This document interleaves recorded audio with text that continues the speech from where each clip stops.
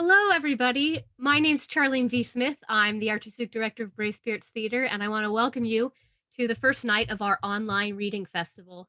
This festival was originally intended to be in our venue in June, and obviously we've had to move it online, which is exciting for us because it means that our artists and our audiences are now not limited by geography. Over the course of this festival, you'll see members of the Histories Ensemble, but also actors from other parts of the country and other parts of the world. This online reading festival is a supplement to Brave Spirits Theater's project, Shakespeare's History, a 2-year project to stage Shakespeare's 8 history plays in repertory. The first year of this project, which was interrupted by COVID-19, we performed Richard II, Henry IV Part 1, Henry IV Part 2, and Henry V. And then next year, we'll be bringing you Henry VI Part 1, Henry VI Part 2, Henry VI Part 3, and Richard III, as well as returning to those original 4 plays so that we can run all 8 in repertory. But Shakespeare wasn't the only playwright making history plays while he was alive, and this festival celebrates his contemporaries and this very popular genre. So if you want to make sure not to miss any of our readings, tomorrow night we'll be back with Christopher Marlowe's Edward II. You can subscribe to our YouTube channel and also follow our various social media. And if you're able, we ask you to consider a donation to support our work, this festival and Shakespeare's Histories, and you can do that at our website. This festival, much like the performances of Shakespeare's Histories, will be performed not in the order the plays were written, but in the order of the historical figures they represent. So tonight, we're starting with the Troublesome Reign of King John by George Peele. And so I'd like to hand it off to the director and dramaturg of tonight's reading, Liam Thomas Daley. Thank you very much. As Charlene said, I'm Liam. I'm a PhD candidate at the University of Maryland, writing my dissertation on the history plays. I'm coming to you live from Washington, D.C. tonight, and I am the director and the dramaturg for this play. To begin with, I would first like to introduce the cast of this play, who will introduce themselves now. Hi, everyone. My name is Michael Bannigan. I'm from D.C., and I'll be playing the roles of Arthur and Prince Henry.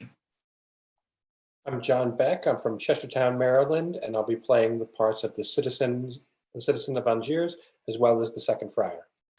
I'm Zach Brewster-Geis, coming from Greenbelt, Maryland, and I will be playing Hubert and the Abbot of Swinstead.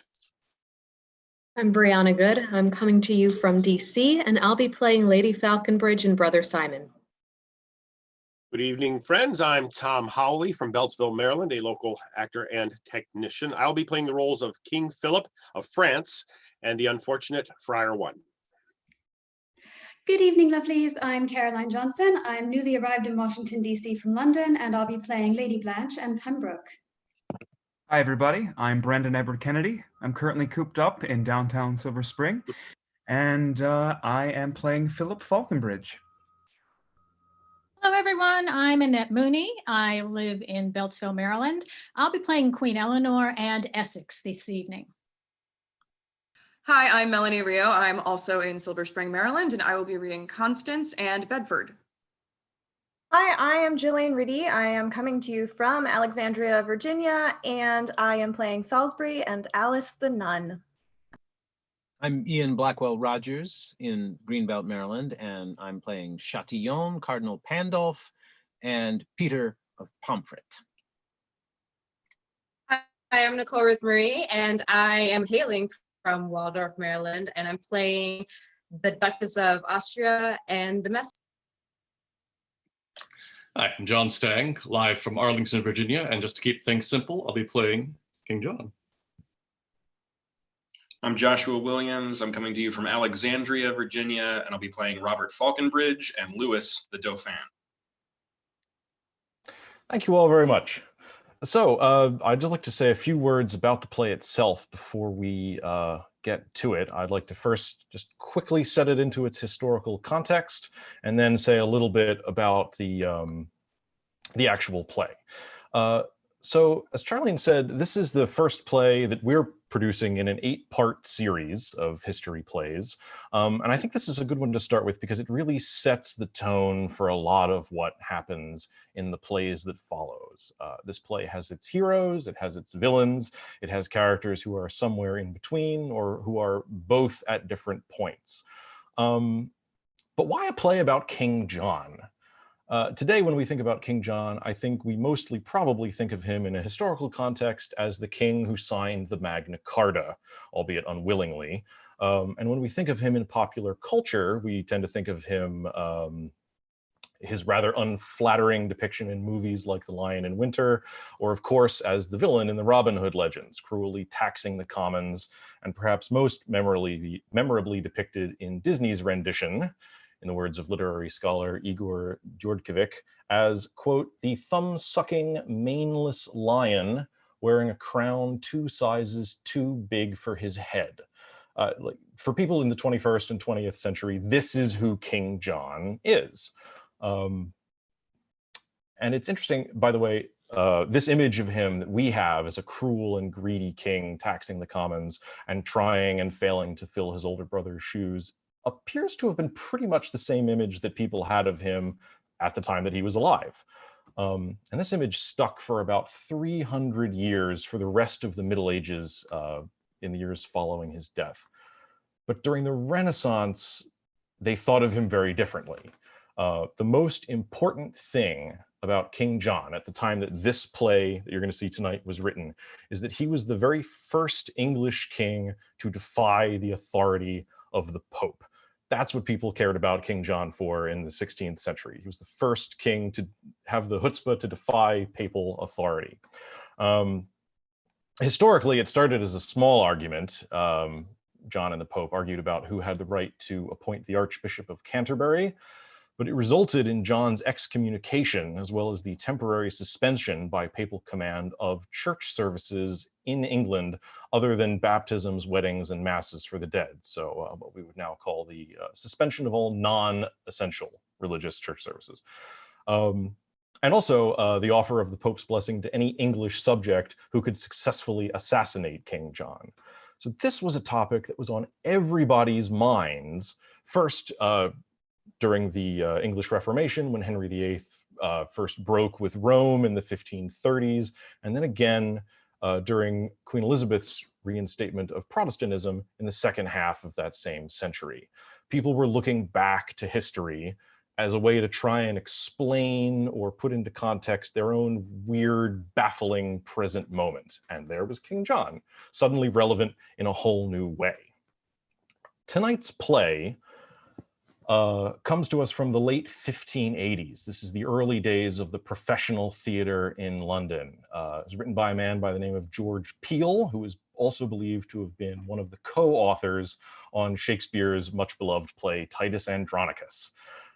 He's not a widely read or celebrated author today, but he was one of the biggest playwrights writing in the professional theater at the time when Shakespeare was first getting started in the late 1580s. And he wrote plays across all kinds of different genres.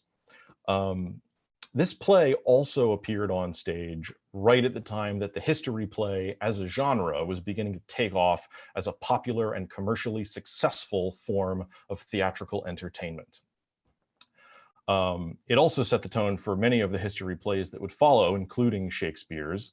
It's about military conflict, it's about political intrigue, it's about dynastic family politics. And on this last point, we have provided a family tree for your reference during the show, which you can find below the video under the title where it says show more. There's a link there that you can click, which will show you exactly who all is related to who, if you wish to check that at any point.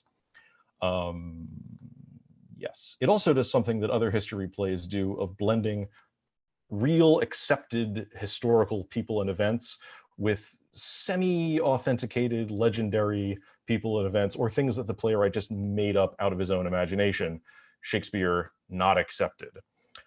People often really like to talk about this King John play that you're about to see in conjunction with Shakespeare's play about King John.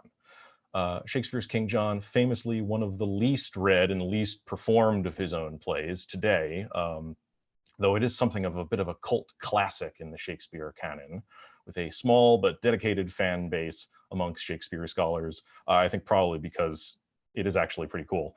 But we know that Shakespeare used tonight's play as a source, writing his own King John play. This is, of course, something that Shakespeare did all the time, rewriting other people's plays, as did most other Elizabethan playwrights. But what's interesting about this particular play is that Shakespeare's The Life and Death of King John is more similar to Peele's The Troublesome Reign of King John than any other Shakespeare play is to its source play. It's unique in that way. This is at least true in terms of the plot and the structure. In terms of tone, Shakespeare's play is very different than tonight's play. Shakespeare's King John has a very ironic, kind of satirical approach to the same historical content, and it maintains this same tone throughout. Peele's play is very different. Shakespeare is giving us political satire. Peele is writing a political thriller, a potboiler, something to eat popcorn to, as I hope you all do tonight. It alternates between serious with funny, with sad, and whereas Shakespeare's play is much more streamlined and uniformed, unusually for him, Peele's version gives us several weird, quirky scenes which seem tangential, which Shakespeare cuts, but we have, of course, left in tonight.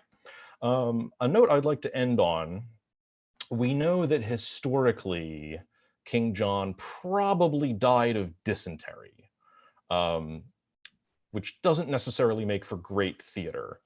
But fortunately for George Peele, there is also a really much more interesting conspiracy theory about the way that King John died, which is almost certainly untrue and cropped up centuries after he died, but it is much more exciting, and it is what is used at the ending of this play. So with that to look forward to, and with that in mind, I'd only like to add one more thing. We're going to be doing a Q&A after the show.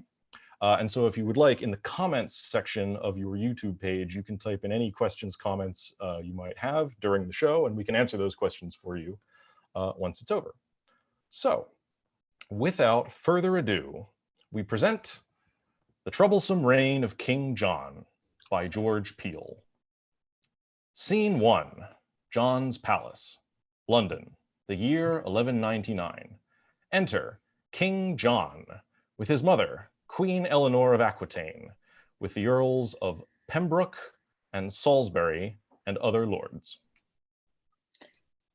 Barons of England and my noble lords, though God and fortune have bereft from us victorious Richard, scourge of infidels, yet give me leave to joy, and joy you all, that from this womb hath sprung a second hope, a king that may in rule succeed his brother, my lords, fair England's majesty, King John. My gracious mother queen and barons all, though far unworthy of so high a place as is the throne of mighty England's king, yet John, your lord, will, as he may, endure of pressing cares that hang upon a crown. My Lord of Pembroke and Lord Salisbury, admit the Lord Chatillon to our presence, that we may know what Philip, King of France, by his ambassadors requires of us. If of my grandson Arthur and his claim, then say, my son, I have not missed my aim. My Lord Chatillon, welcome into England. How fares our brother Philip, King of France? And spare not, man, we are prepared to hear. Philip, by grace of God, most Christian King of France, having taken into his guardian and protection Arthur, Duke of Brittany, son and heir to Geoffrey, thine elder brother, requireth in the behalf of the said Arthur the kingdom of England, with the lordship of Ireland, Poitiers, Anjou, Touraine, Maine. And I attend thine answer. A small request. Belike he makes account that England, Ireland, Poitiers, Anjou, Touraine, Maine are nothing for a king to give at once. I wonder what he means to leave from me. Tell Philip he may keep his lords at home with greater honor than to send them thus on embassies that not concern himself. Is this thine answer? It is, and too good an answer for so proud a message. Then, King of England, in my master's name, and in Prince Arthur, Duke of Brittany's name, I do defy thee as an enemy, and wish thee to prepare for bloody wars. My lord, that stands upon defiance thus, commend me to my grandson. Tell the boy that I, Queen Eleanor, his grandmother, upon my blessing charge him leave his arms, whereto his headstrong mother pricks him so. She will not stick to bring him to his end, so she may bring herself to rule a realm. This shall I do, and thus I take my leave. Pembroke, convey him safely to the sea, but not in haste, for as we are advised, we mean to be in France as soon as he. I will, my liege.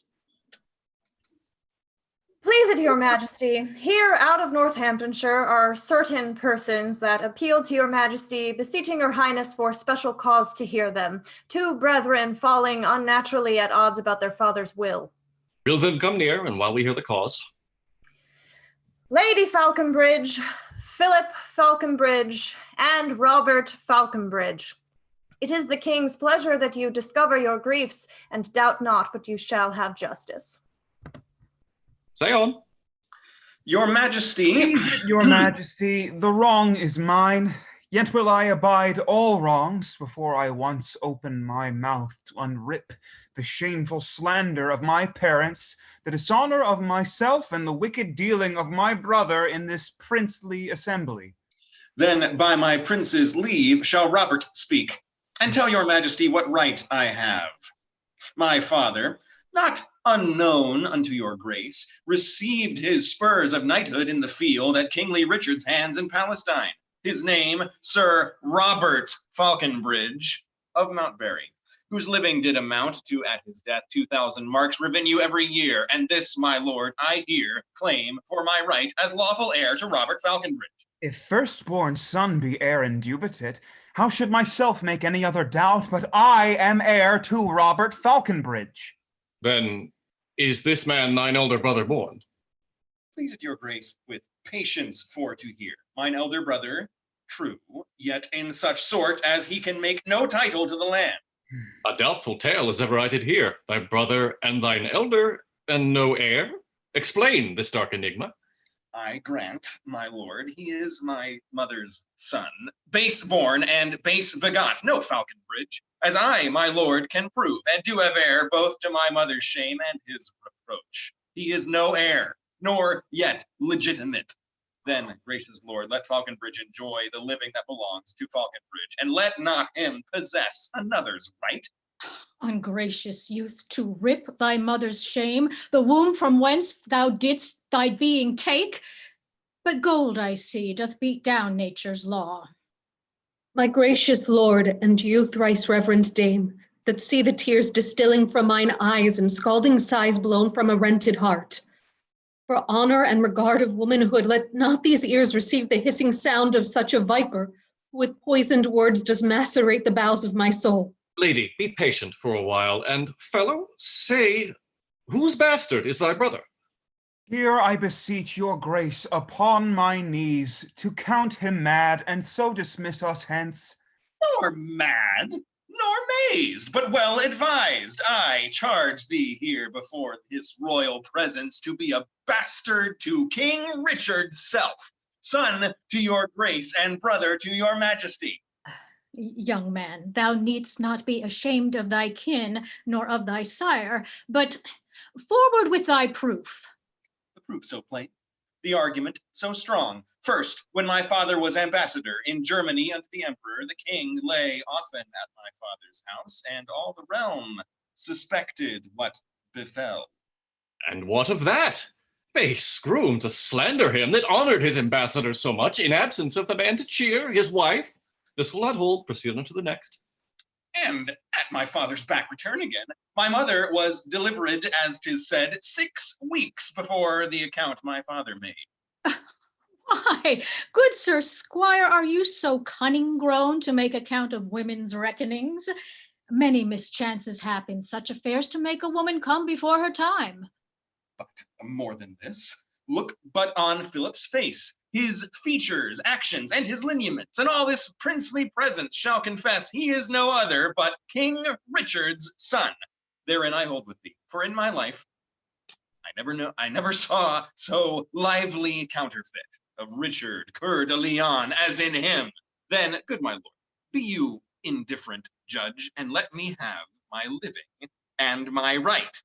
Nay, hear you, sir, you run away too fast. Know you not omni simile non est idem? She lay with Sir Robert your father, and thought upon King Richard, my son, and so your brother was formed in this fashion. Madam, you wrong me thus to jest it out. I crave my right, King John. As thou art king, so be thou just, and let me have my right. Why, foolish boy, thy proofs are frivolous, nor canst thou challenge anything thereby. Lady Margaret, widow of Falconbridge, who was father to thy son Philip? Please it your majesty, Sir Robert Falconbridge. My lord, herein I challenge you of wrong, to give away my right and put the doom unto themselves. Can there be likelihood that she will lose, or he will give the living from himself? It may not be, my lord. Why should it be? Philip, who was thy father? Master, my lord, and that's a question. And you had not taken some pains with her before, I should have desired you to ask my mother. Say, who was thy father? Faith, my lord, to answer you, sure he is my father that was nearest my mother when I was gotten. Philip, speak, I say, who was thy father? Young man! How now? What, art thou in a trance? Philip, awake! The man is in a dream. What sayest thou, Philip? Sprung of ancient kings? What wind of honor blows this fury forth? Methinks I hear a hollow echo sound that Philip is the son unto a king. The whistling leaves upon the trembling trees whistle in concord. I am Richard's son. Birds in their flight make music with their wings, filling the air with glory of my birth. Birds, bubbles, leaves, and the mountains echo all ring in mine ears that I am Richard's son. Fond man, ha! Whither art thou carried? Go lose thy land and say thyself base born. These thoughts are far unfitting Falconbridge, and well they may. For why this mounting mind doth soar too high to stoop to Falconbridge? Speak, man, be sudden, who thy father was. Please it your majesty, Sir Robert. It will not out. I cannot for my life say I am son unto a Falconbridge. Let land and living go. 'Tis honor's fire that makes me swear King Richard was my sire. Bastard to a king adds title more of state than knights begotten, though legitimate. Please it your grace, I am King Richard's son. Robert, revive thy heart. Let sorrow die. His faltering tongue not suffers him to lie. What headstrong fury doth enchant my son? Philip cannot repent, for he hath done. Then, Philip, blame not me. Thyself hast lost by willfulness thy living and thy land. Robert, thou art the heir of Falconbridge. God give thee joy greater than thy desert. Why, how now, Philip? Give away thine own? Madam, I am too bold to make myself your grandson, the poorest kinsman that your highness hath. And with this proverb, gin the world anew. I have no lands, honor is my desire. Let Philip live to show himself worthy so great a sire. Philip, I think thou knewest thy grandam's mind. But cheer thee, boy, I will not see thee want, as long as Eleanor hath foot of land. Henceforth thou shalt be taken for my grandson, and wait on me and on thine uncle here, who shall give honor to thy noble mind. Grant heavens that Philip once may show himself worthy the honor of Plantagenet. Now, gentlemen, we will away to France to check the pride of Arthur and his mates. Thus forward, lords, let our command be done. Madam, I beseech you deign me so much leisure as the hearing of a matter that I long to impart to you. A God's name, let us hear it. Resolve me of my sire. Pardon, madam, if I think amiss. Yet more ado to haste me to my grave, and wilt thou too become a mother's cross? Must I accuse myself to close with you? Slander myself to quiet your effects? Nay, lady mother, hear me further yet. Your husband Falconbridge was father to that son that carries marks of nature like the sire. Can nature so dissemble in her frame to make the one so like as like may be, and in the other print so character to challenge any mark of true descent? Your brother's mind is base and too dull to mount where Philip thoughts aspire. Unhappy talk. Must I recount my shame, blab my misdeeds, or by concealing die? The fault is mine, and he the faulty fruit. I blush, I faint. Would I might be mute. Come, madam, come, you need not be so loath. The shame is shared equal twixt us both. It's not a slackness in me worthy blame to be so old and cannot write my name. Then, Philip, hear thy fortune and my grief. My shame, thy name, and husband's secret wrong. And when thou knowest from whence thou art extraught, or if thou knewest what suits, what threats, what fears to move by love or massacre by death, the mightiness of him that courted me, tempted terror with his wanton talk, that something may extenuate the guilt. But let it not advantage me so much. Upbraid me rather with the Roman dame that shed her blood to wash away her shame. Why stand I to expostulate the crime, when to conclude 2 words may tell the tale? That Philip's father was a prince's son, whose son thou art. Pardon me the rather, for fair King Richard was thy noble father. Then, Robert Falconbridge, I wish thee joy. My sire a king, and I a landless boy. God's lady mother, the world is in my debt. There's something owing to Plantagenet. Be blessed Mary, I'll not sell that pride for England's wealth, and all the world beside. Sit fast the proudest of my father's foes. Away, good mother, there the comfort goes. Scene: before the walls of Angiers, chief city of the English-controlled territory within France. Enter Philip, the King of France, Louis, the Dauphin, with the Duchess of Austria, Lady Constance, and her son, Arthur. Now gin we broach the title of thy claim, young Arthur, in the Albion territories, scaring proud Angiers with a puissant siege. Brave Austria, causer of King Richard's death, is also come to aid thee in thy wars, and all our forces join for Arthur's right. And but for the causes of great consequence, pleading delay till news from England comes, twice should not Titan hide him in the west till I had with an unresisted shock controlled the manage of proud Angiers' walls. Maybe that John in conscience or in fear will send such calm conditions back to France as shall rebate the edge of fearful wars.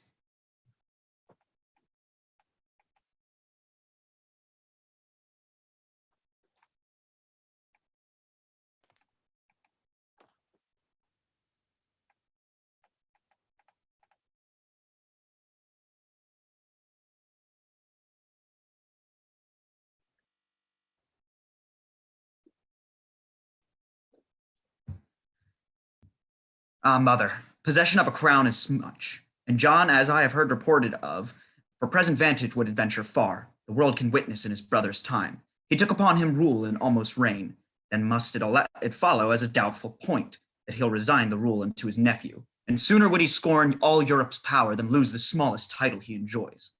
Questionless, he is an Englishman.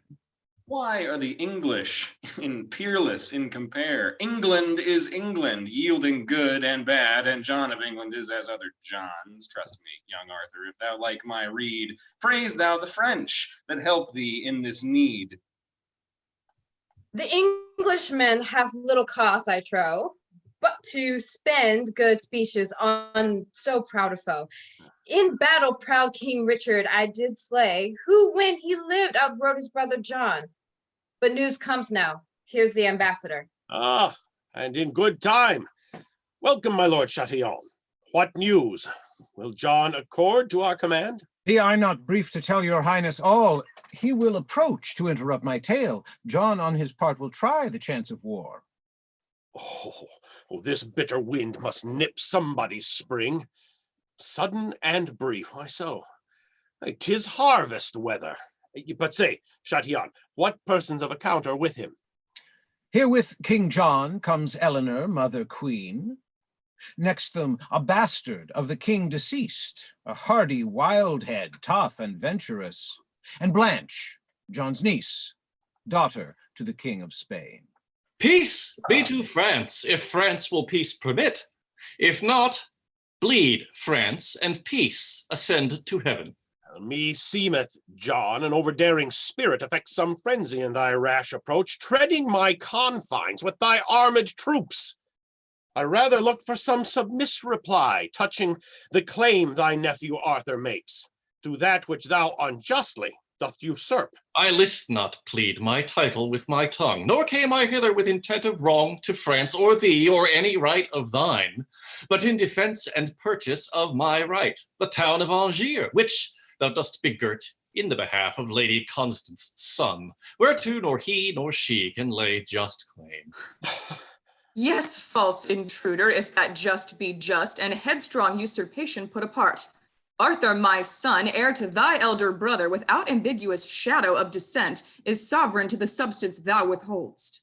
Misgoverned gossip, stained to this resort, occasion of these undecided jars, I say that no, to check thy vain suppose, thy son hath naught to do with that he claims, for proof whereof I can infer a will that bars the way he urgeth by descent.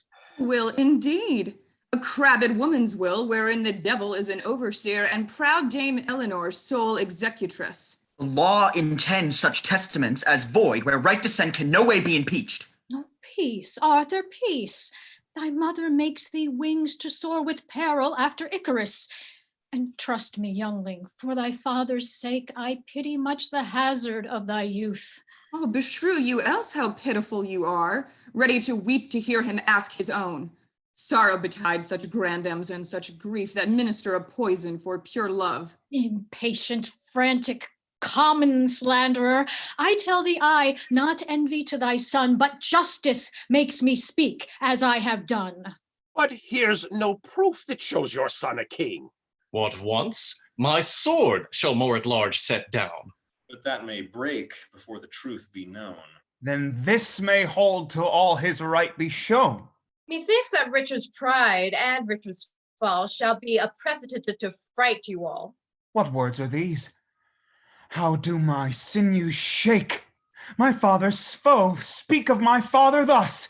1,000 furies kindle with revenge, searing my innards with a brand of hate.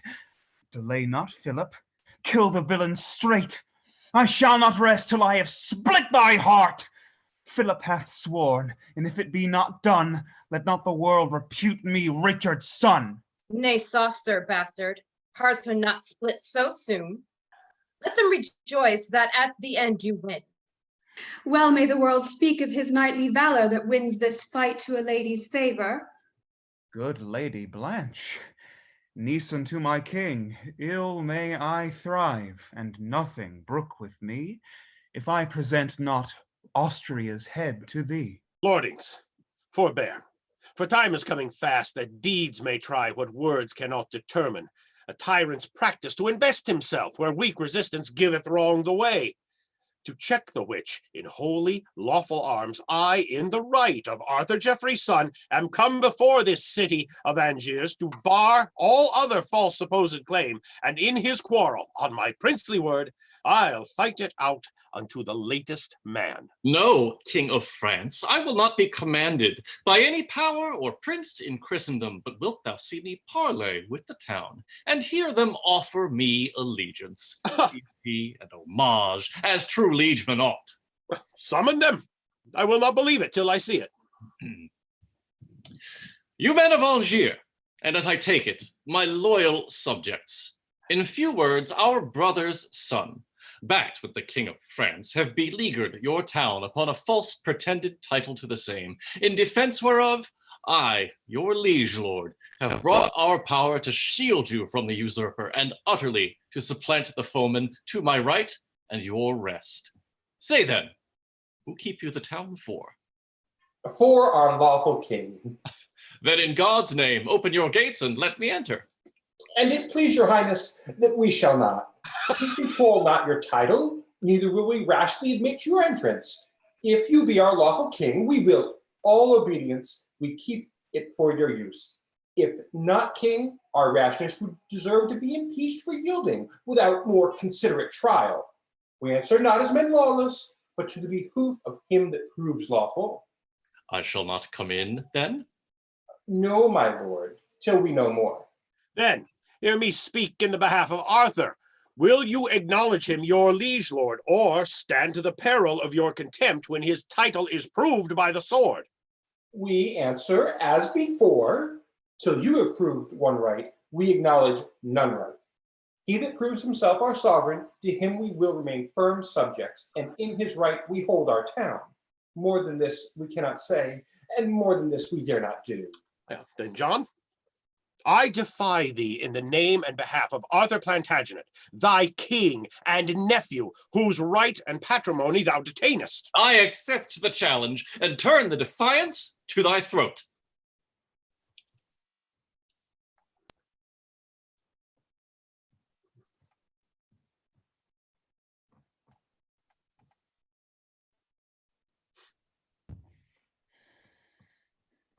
John, by the grace of God, King of England, Lord of Ireland, Anjou, Touraine, demandeth once again of you, his subjects of Angiers, if you will quietly surrender up the town into his hands. Philip, by the grace of God, King of France, demandeth in the behalf of Arthur, Duke of Brittany, if you will surrender up the town into his hands to the use of the said Arthur. You citizens of Angiers, have you your eyes beheld the slaughter that our English bows have made upon the coward, fraudful French? But John, they saw from out their highest towers the chevaliers of France and crossbow shot make lanes of slaughtered bodies through thine host. Why, Philip, thy conscience knows that John hath won the field. Whate'er my conscience knows, thy army feels that Philip of France had the better of the day. Ye citizens of Angiers, are ye mute? Arthur or John, say which shall be your king. We care not which, if once we knew the right, but till we know, we will not yield our right. Might Philip counsel two so mighty kings as are the kings of England and of France, he would advise your graces to unite and knit your forces against these citizens, pulling their battered walls about their ears, the town once won, then strive about the claim, for they are minded to delude you both. Kings, princes, lords, and knights assembled here, the citizens of Angiers all by me entreat your majesty to hear them speak, and as you like the motion they shall make, so to account and follow their advice. Speak on. We give thee leave. Then thus, my lords, that young and lusty knight incites you on to knit your kingly strengths. But how, my lords, how should your strengths be knit? Not to oppress your subjects and your friends, but unto peace and princely amity. Louis the Dauphin and the heir of France, a man of noted valor throughout the world, is yet unmarried. Let him take to wife the beauteous daughter of the King of Spain, niece to King John, the lovely Lady Blanche. With her in marriage, will her uncle give castles and towers as fitteth such a match? The kings thus joined in league of perfect love, they may so deal with Arthur, Duke of Brittany, who is but young and yet unmeet to reign. Thus have I boldly, and for the common good, delivered what the city gave in charge. And as upon conditions you agree, so shall we stand content to yield the town. A proper peace if such a motion hold. These kings bear arms for me and for my right, and they shall share my lands to make them friends. Son John, follow this motion. As thou lovest thy mother, make league with Philip, yield to anything. Louis shall have my niece, and then be sure Arthur shall have small succor out of France. By Our Lady, citizens, I like your choice. A lovely damsel is the Lady Blanche, worthy the heir of Europe for her beauty. What, kings? Why stand you gazing in a trance? Why, how now, lords? Accursed citizens to fill and tickle their ambitious ears with hope of gain that springs from Arthur's loss. My Lady Blanche, could you affect my son if we upon conditions could agree? Doons, madam, take an English gentleman. Slave as I was, I thought to have moved the match. Grandam, you made me have a promise once that Lady Blanche should bring me wealth enough. Peace, Philip, I will look thee out a wife. We must with policy compound this strife. If Lewis get her, well, I say no more. But let the frolic Frenchman take no scorn if Philip front him with an English horn. Lady, what answer make you to the King of France? Can you effect the Dauphin for your lord? I thank the king that likes of me so well to make me bride to so great a prince. But give me leave, my lord, to pause on this. Son John and worthy Philip, King of France, do you confer a while about the dower, and I will school my modest niece so well that she shall yield as soon as you have done. Aye, there's the wretch that broacheth all this ill. Why fly I not upon the beldame's face, and with my nails pull forth her hateful eyes? Sweet mother, cease these hasty maddening fits. For my sake, let my grandam have her will, lest farther harms ensue our hasty speech. Brother of England, what dowry wilt thou give unto my son in marriage with thy niece? Give in money 30,000 marks. For land, I leave it to thine own demand. Oh, then I demand Volquessen, Turan, Maine, Poitiers, and Anjou. These five provinces, which thou as King of England holdst in France. Then shall our peace be soon concluded on.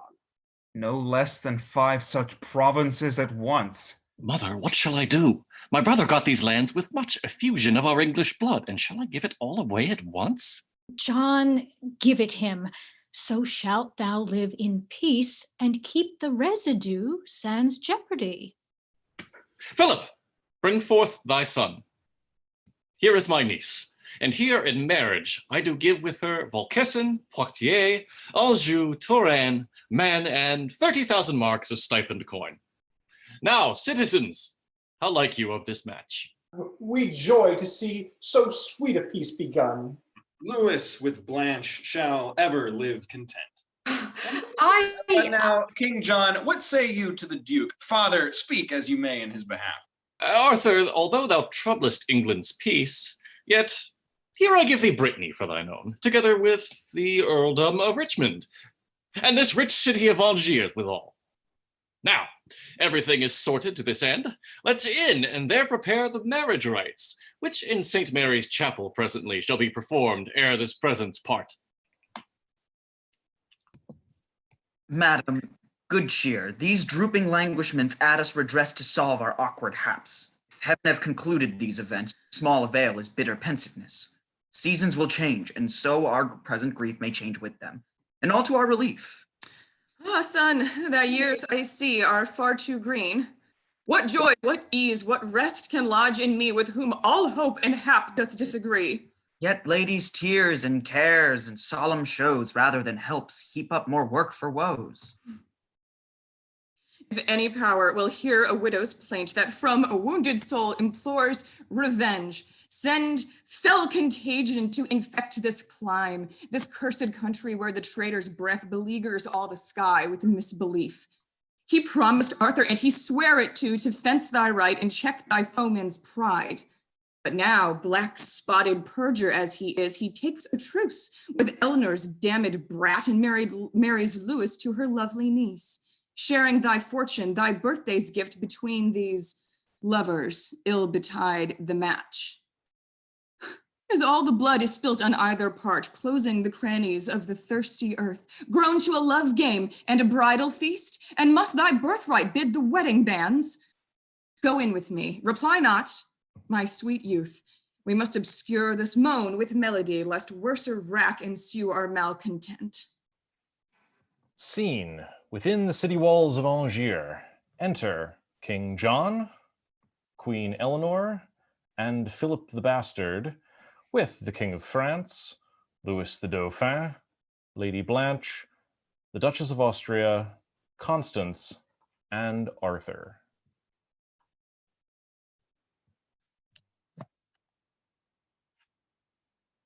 This is the day, the long-desired day, wherein the realms of England and of France stand highly blessed in a lasting peace. Thrice happy is the bridegroom and the bride, from whose sweet bridal such a concord springs, to make of mortal foes immortal friends. Ungodly peace made by another's war. Unhappy peace that ties thee from revenge. Rouse thee, Plantagenet. Live not to see the butcher of the great Plantagenet. Kings, princes, and ye peers of either realms, pardon my rashness, and forgive the zeal that carries me in fury to a deed of high desert, of honor and of arms. A boon, O kings, a boon doth Philip beg. Speak, Philip, England grants thee thy request. And France confirms whate'er is in his power. Then Austria, rise.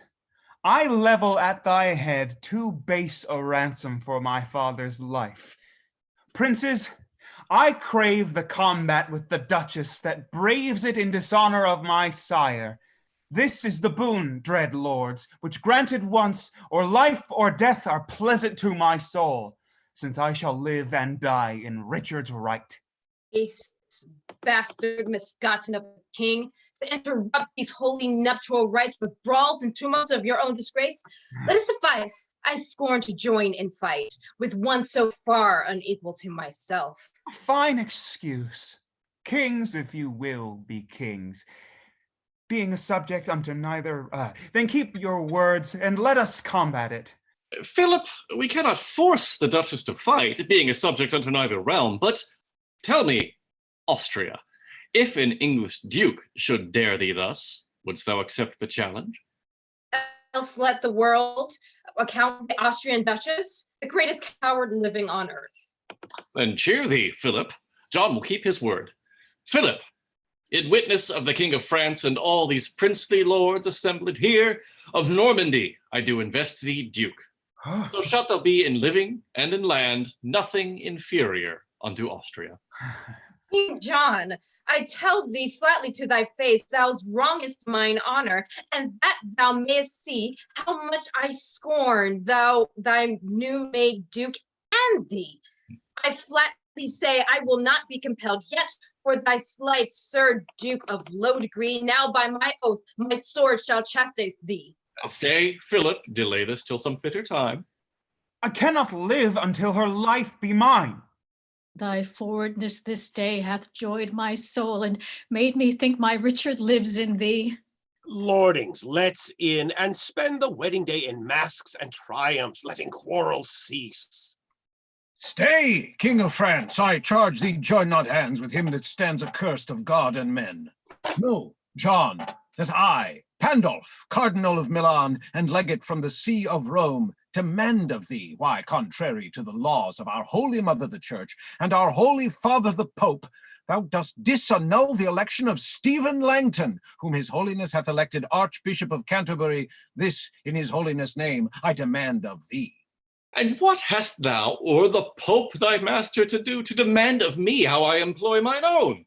Tell thy master, so from me, Sir Priest, and say, John of England said it, that never an Italian priest of them all shall have either tithe, toll, or polling penny out of England, but as I am king, so will I reign next under God, supreme head both over spiritual and temporal.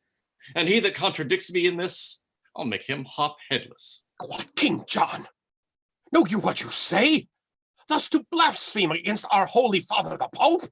Philip, though thou and all the princes of Christendom suffer themselves to be abused by a prelate's slavery, my mind is not of such base temper. John, is this thine answer? What then? Then I, Pandulf of Padua, do in the name of Saint Peter and his successor, our holy father, Pope Innocent, pronounce thee accursed, discharging every of thy subjects of all duty and fealty that they do owe to thee, and pardon and forgiveness of sin to those of them whatsoever which shall carry arms against thee or murder thee. This I pronounce and charge all good men to abhor thee as an excommunicate person. If God bless me and my land, let the Pope and his shavelings curse, and spare not. Furthermore, I charge thee, Philip, King of France, and all the kings and princes of Christendom, to make war upon this miscreant.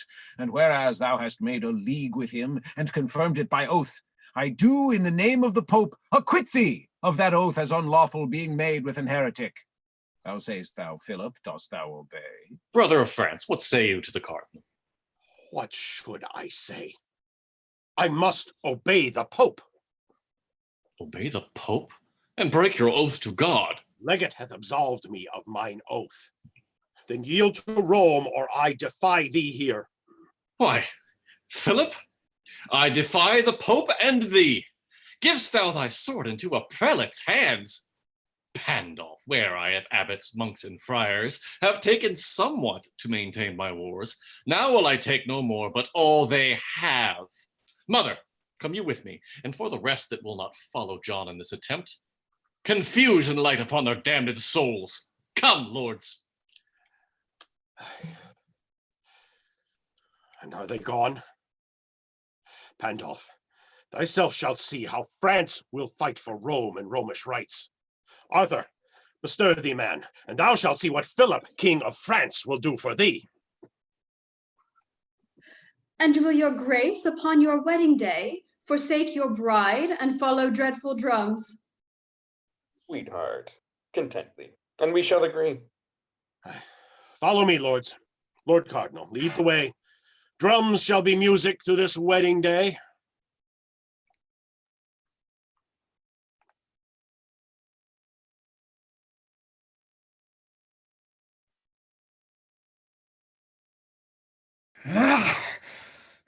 Thus hath King Richard's son performed his vows, and offered Austria's blood for sacrifice unto his father's everlasting soul.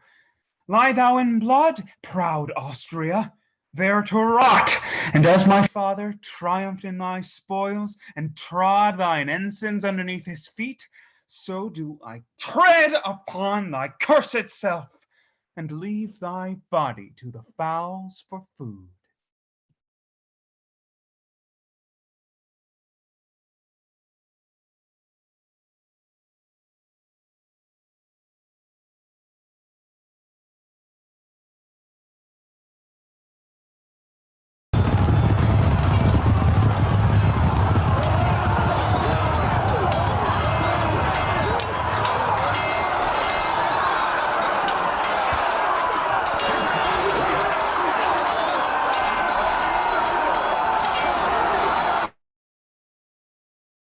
Thus hath the God of kings with conquering arm dispersed the foes of true succession. Proud disturber of thy country's peace, Constance doth live to tame thine insolence, and on thy head will now avenged be for all the mischiefs hatched in thy brain. Contemptuous dame, unreverent duchess thou, to brave so great a queen as Eleanor. Base scold, hast thou forgot that I was wife and mother to 3 mighty English kings? I charge thee then, and you forsooth, sir boy, to set your grandmother at liberty, and yield to John, your uncle and your king. 'Tis not thy words, proud queen, shall carry it. Nor yet thy threats, proud dame, shall daunt my mind. Sweet grandam and good mother, leave these brawls. I'll find a time to triumph in thy fall. My time is now to triumph in thy fall, and thou shalt know that Constance will triumph.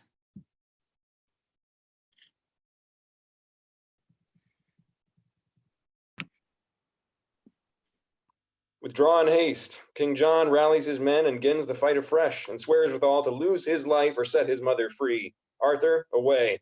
'Tis time to look about. Why, how now, dame? What, is your courage cooled? No, Eleanor, my courage gathers strength and hopes to lead both John and thee as slaves.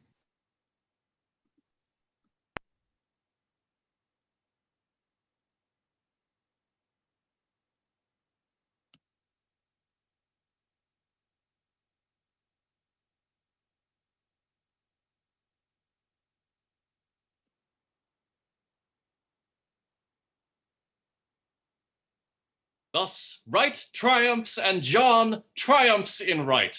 Arthur, Thou seest, France cannot bolster thee. Thy mother's pride hath brought thee to this fall. But if at last, nephew, thou yield thyself into the gardens of thine uncle John, thou shalt be used as becomes a prince. Uncle, my grandmother taught her grandson this, to bear captivity with patience. Might have prevailed, not right, for I am king of England, though thou wear the diadem. Son John, soon shall we teach him to forget these proud presumptions and to know himself. Mother, he will never forget his claim, and would he live not to remember it. But leaving this, we will to England now and take some order with our popelings there. Philip, I make thee chief in this affair. Ransack the abbeys, cloisters, priories, convert their coin unto my soldiers' use, and whatsoever he be within my land that goes to Rome for justice and for law, let him be judged a traitor to the state and suffer as an enemy to England. Sir Hubert de Burgh. My lord. Take Arthur here to thee. Be he thy prisoner. Hubert, keep him safe. For on his life doth hang thy sovereign's crown, and in his death consists thy sovereign's bliss. Then, Hubert, as thou shortly hearst from me, so use the prisoner I have given in charge. Frolic, young prince, though I your keeper be, yet shall your keeper live at your command. As please my God, so shall become of me. Now wars are done, I long to be at home, to dive into the monks' and abbots' bags, to make some sport among the smooth-skinned nuns, and keep some revel with the friends and friars. To England, lords! Scene: the palace of the King of France. Enter Philip, the King of France, Louis the Dauphin, Lady Blanche, and Cardinal Pandolf. What? Every man attached with this mishap? Methinks it differs from a war like mine to lower it for a check or two of chance. Had Austria escaped the bastard's spite, a little sorrow might have served our loss. His soul is safe and free from purgatory. His holiness free pardon doth pronounce to all that follow you against English heretics, who stand accursed in our mother church. My lords, see where Lady Constance comes. Oh, to aggravate the measure of our grief. All malcontent comes Constance for her son. Be brief, good madam, for your face imports a tragic tale beyond that's yet untold. My tongue is tuned to story forth mishap. When did I breathe to tell a pleasing tale? Must Constance speak, let tears prevent her talk? Must I discourse, let Dido sigh and say she weeps again to hear the wrack of Troy? 2 words will serve, and then my tale is done. Eleanor's proud brat hath robbed me of my son. Have patience, madam. This is chance of war. He may be ransomed. We revenge his wrong. Be it ne'er so soon, I shall not live so long. These clouds will fleet. The day will clear again. Despair not yet. Come, Constance, go with me. Now, Louis, good daughter Blanche, retire hence a while. Do as the Holy Father bids thee, wife. Now, Louis, thy fortune buds with happy spring. Our Holy Father's prayers effecteth this. Arthur is safe, let John alone with him. Thy title next is fairest to England's crown. Now stir thy father to begin with John. The Pope says aye, and so is Albion thine. Thanks, my Lord Legate, for your good conceit. 'Tis best we follow now the game is fair. My father wants to work him your good words. A few will serve to forward him in this, those shall not want, but let's about it then. Scene: England, a monastery. Enter Philip the Bastard, leading 2 friars. Come on, you fat Franciscans, tally no longer, but show me where the abbot's treasure lies, or die. Benedicamus Domini. Oh, was ever such an injury? In nomine Domini, make I my homily. Gentle gentility, grieve not the clergy, if thou wilt forgive me, and never more grieve me with fasting and praying and Hail Mary saying, from our black purgatory or penance, right sorry, Friar Thomas will warm you, it shall never harm you. Come, leave off your babble. Sirs, Hang up this rabble. Oh, strangle not the good old man, St. Francis' oldest guest, and I will bring you by and by unto the prior's chest. Aye, say'st thou so, and if thou wilt, the friar's at liberty. Oh! Not, as I'm an honest man, I'll hang you both for company. Oh. Come hither, sir. This is the chest, though simple to behold, that wanteth not 1,000 pound in silver and in gold. Myself will warrant full so much. I know the abbot's store. Upon my life, there's no less to have, whate'er is more. I take thy word, the overplus unto thy share shall come. But if there want of full so much, thy neck shall pay the sum. Here. Oh. Oh, I am undone. Fair Alice the nun hath taken up her rest in the abbot's chest.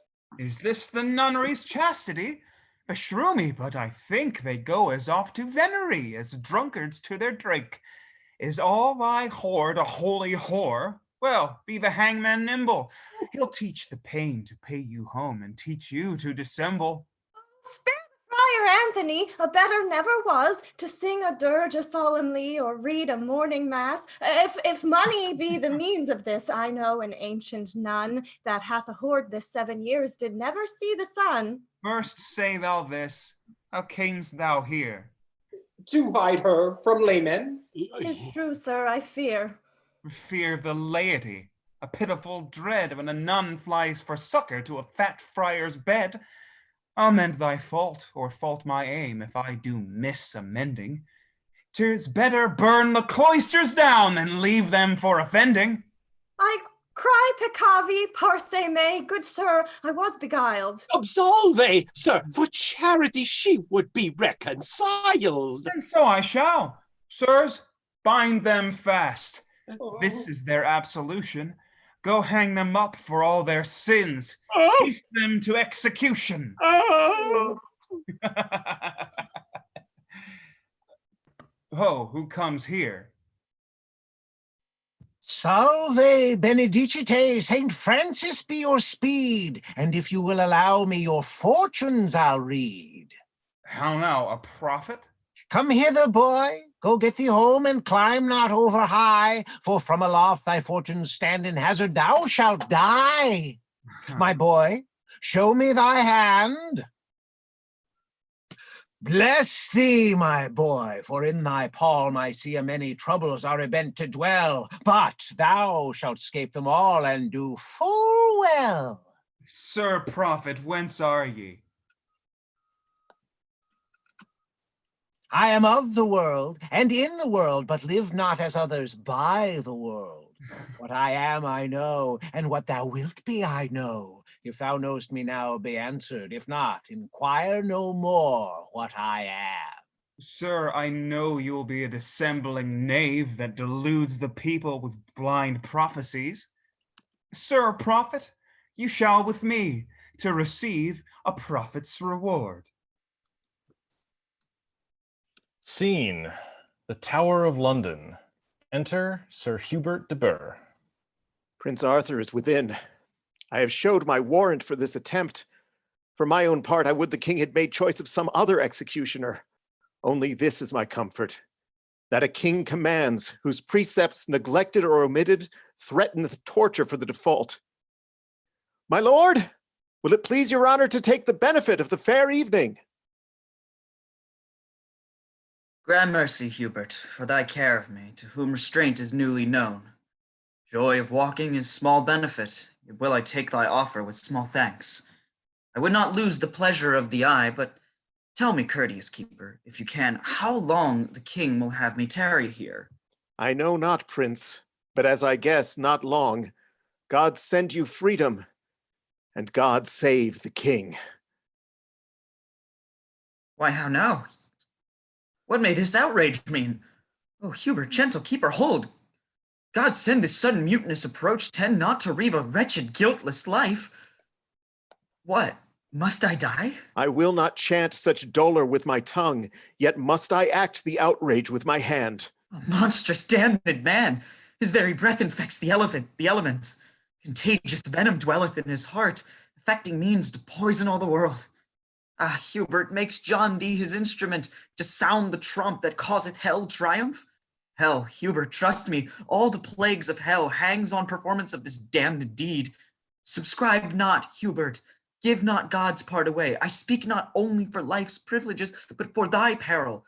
Far beyond my pain, thy sweet soul's loss more than my life's vain lack. A cause internal and eternal too. Advise thee, Hubert, for the case is hard to lose salvation for a king's reward. My lord, a subject dwelling in the land is tied to execute the king's command. Yet God commands whose power reacheth further, that no command should stand in force to murder. But this same essence hath ordained a law, a death for guilt, to keep the world in awe. I plead not guilty, treasonless and free. But that appeal, my lord, concerns not me. Why, thou art he that mayst omit the peril. Aye, if my sovereign would remit his quarrel.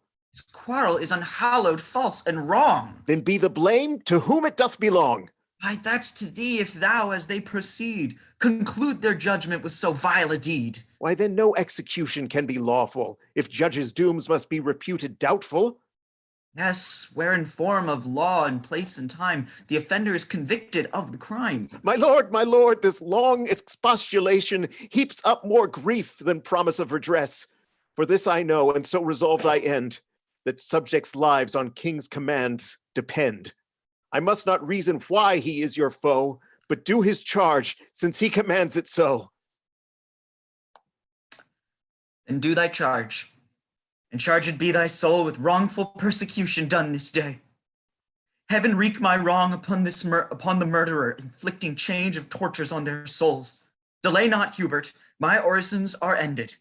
Again, I pray thee, reave me of my life, and to perform a tragedy indeed, conclude the period with a mortal stab. Constance, farewell, tormentors, come away, make my dispatch the tyrant's feasting day. I faint, I fear, my conscience bids desist. Faint, did I say? Fear, was it that I named?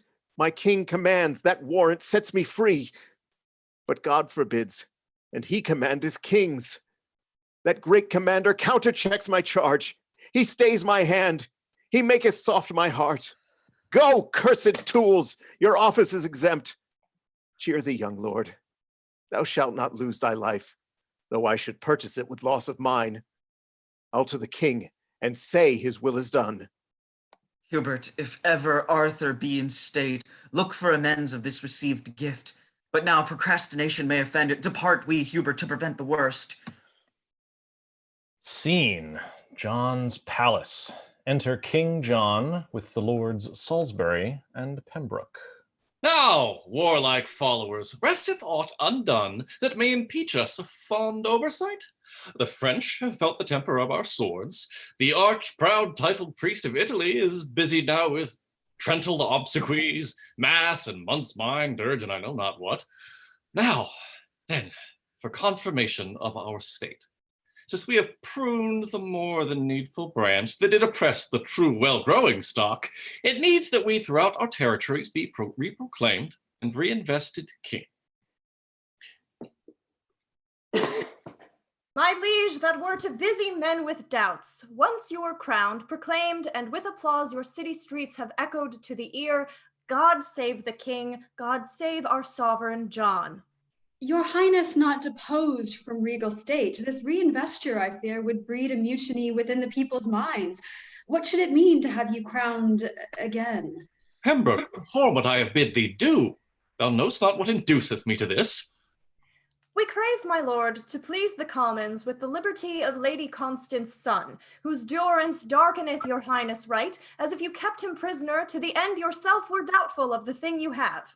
Dismiss him thence, your highness needs not fear. Twice by consent you are proclaimed our king. This, if you grant, were all unto your good. For simple people, muse you keep him close. Your words have searched the center of my thoughts, confirming warrant of your loyalties.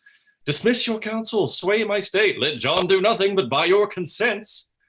Ah, Philip, what news? How do the abbot's chests? Are friars fatter than the nuns are fair? What cheer with churchmen? Are they gold or no? My lord, I have performed your highness' charge. The ease-bred abbots and the barefoot friars are all in health, and were, my lord, in wealth, till I had tithed and told their holy whores. Why, so now sorts it Philip as it should. This small intrusion into abbey trunks will make the popelings excommunicate, curse, ban, and breathe out damned orisons as thick as hailstones for the spring's approach, but yet is harmless and without effect. But what news else befell thee there, Philip? Strange news, my lord. Within your territories near Pomfret is a prophet new sprung up, whose divination volleys wonders forth. To him the commons throng with country gifts. He sets a date unto the old men's deaths, prescribes how long the virgin's states will last, distinguisheth the moving of the heavens, foretelleth famine aboundeth plenty forth, as if he knew the certain dooms of heaven, or kept a register o'er all their destinies. Thou tell'st me marvels. Wouldst thou had brought the man, we might have questioned him of things to come. My lord, I brought the prophet with me here. Is this the man? It is, my lord. Prophet of Pomfret, for so I hear thou art, that calculatest of many things to come, who by a power replete with a heavenly gift canst blab the counsel of thy Maker's will. If fame be true, or truth be wronged by thee, thy divination take a true effect. I'll honor thee above all earthly men. I, my prescience, ere Ascension Day, have brought the sun unto his usual height of crown, estate, and royal dignity. Thou shalt be clean despoiled and dispossessed. False dreamer! Perish with thy witched news! Villain, thou woundest me with thy fallacies. If it be true, die for thy tidings' price. If false, for fearing me with vain suppose, hence with the witch. Hell's damned secretary! True or not true, the wizard shall not live. Ascension Day, who should be cause hereof? The brat shall die that terrifies me thus. Pembroke and Salisbury, I recall my grant. I will not buy your favors with my fear. Nay, murmur not, my will is law enough. Well now, what news with thee? According to your highness' strict command, young Arthur's life is ended and extinct. What, is he dead? He is, my lord. Then die with him my cares. Now joy betide thy soul. And heaven revenge thy death. What have you done, my lord? Was ever heard a deed of more inhumane consequence? Your foes will curse, your friends will cry revenge. What hope in us for mercy on a fault, when kinsman dies without impeach of cause? As you have done, so come to cheer you with. The guilt shall ne'er be cast me in my teeth. And are you gone? Well, the devil be your guide. Proud rebels as you are to brave me so, saucy, uncivil checkers of my will, your tongues give edge unto the fatal knife that shall have passage through your traitorous throats. Arthur is dead, aye, there the cause he grows, but while he lived, the danger was the more. His death hath freed me from 1,000 fears, but it hath purchased me 10 times 10,000 foes. My subjects shun me as a serpent's sting. A tragic tyrant, stern and pitiless, and not a title follows after John, but butcher, bloodsucker, and murderer. Cursed be the crown, chief offer of my care. Nay, cursed be my will that made the crown my care. Cursed be my birthday, cursed 10 times the womb that yielded me alive into the world. Art thou here, villain? Furies haunt thee still for killing him whom all the world laments. I had my lord your highness hand and seal, charging on life's regard to do the deed. Ah, dull conceited peasant, knowst thou not it was a damned and execrable deed? Hadst thou my seal? Oh, villain, both our souls have sold their freedom to the thrall of hell under the warrant of that cursed seal. Hence, villain, hang thyself and say in hell that I am coming for a kingdom there. My lord, attend the happy tale I tell. If Arthur's death be dismal to be heard, bandy the news for rumors of untruth. He lives, my lord, and not a hair amiss. What, lives he? and sweet hope come home again. Hi, Hubert, tell these tidings to my lords that throb in passions for young Arthur's death. I go myself, the joyfullest man alive, to story out this new supposed crime. Scene: the Tower. Enter Arthur on the battlements. Now help good hap to further mine intent. Cross not my youth with any more extremes. I venture life to gain my liberty, and if I die, world's troubles have an end. Fear against dissuade the strength of my resolve. My hold will fail, and then, alas, I fall. And if I fall, no question, death is next. Better desist and live in prison still. Prison, said I. Nay, rather death than so. Comfort and courage come again to me. I'll venture sure. 'Tis but a leap for life.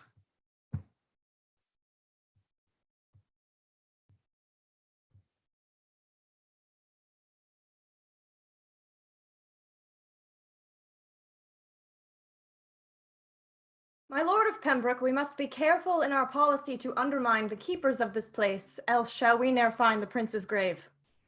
My lord of Salisbury, take no care for that. I warrant you it was not closely done. But who is this?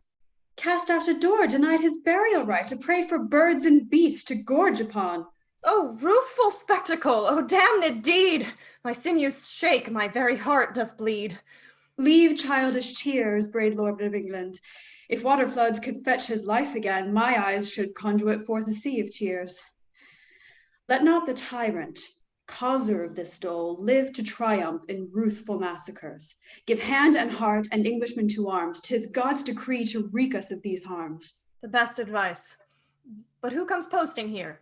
Right noble lords, I speak unto you all. The king entreats your soonest speed to visit him. I tell you, Arthur lives, whom pity would not let me do to death. The king now craves your company in haste, to whom I will conduct young Arthur straight, who is in health under my custody. In health, base villain, wert not I leave thy crime to God's revenge, to whom revenge belongs, here shouldst thou perish on my rapier's point. Call thou this health. My lords, but hear me speak and kill me then, if here I left not this young prince alive, despite the hasty edict of the king. Hence, traitor, hence, thy counsel is herein.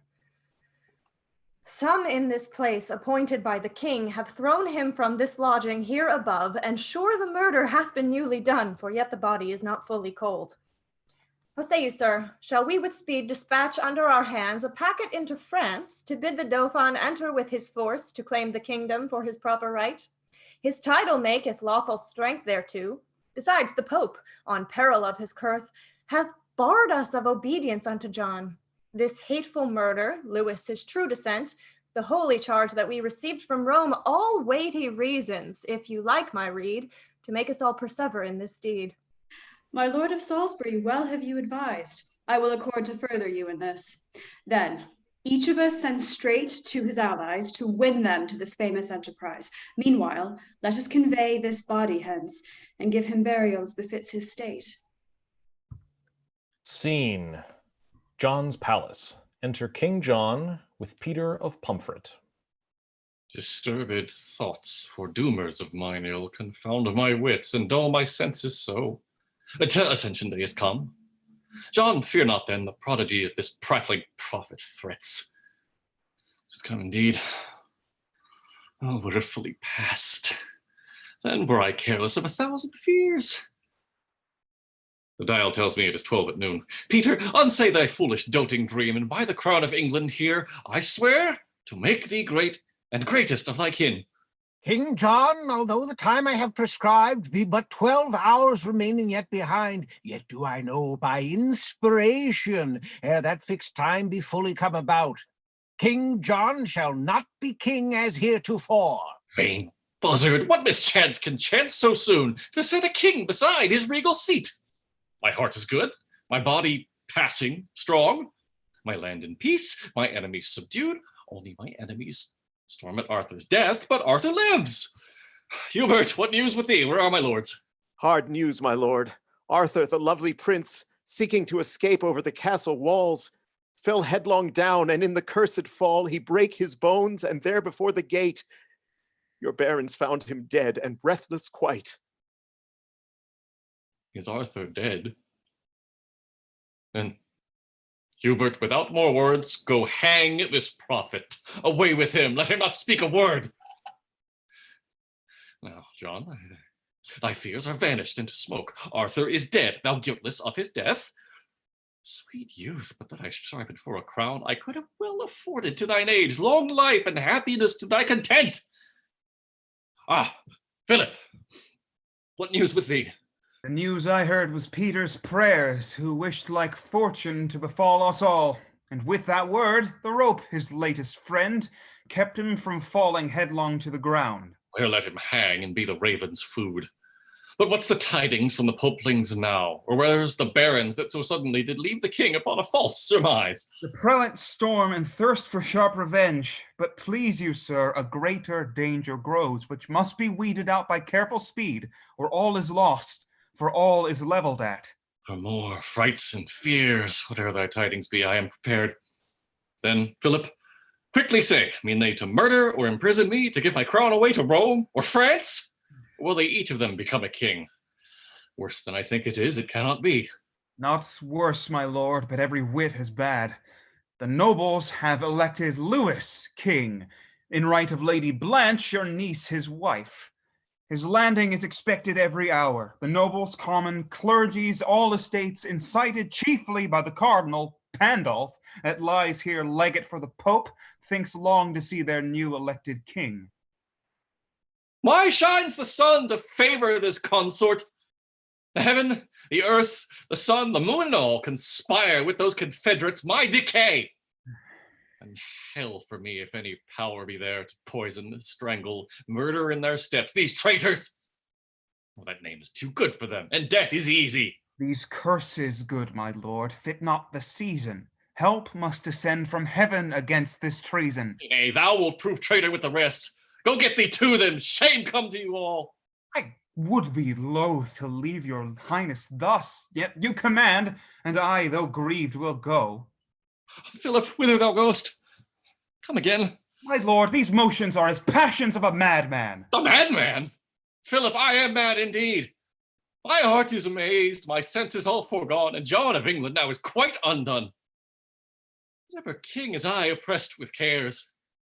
Dame Eleanor, my noble mother queen, my only hope and comfort in distress, is dead. And England excommunicate, all churches cursed, their doors are sealed up. The nobles assemble their powers to beat mine down, and more than this, elect a foreign king.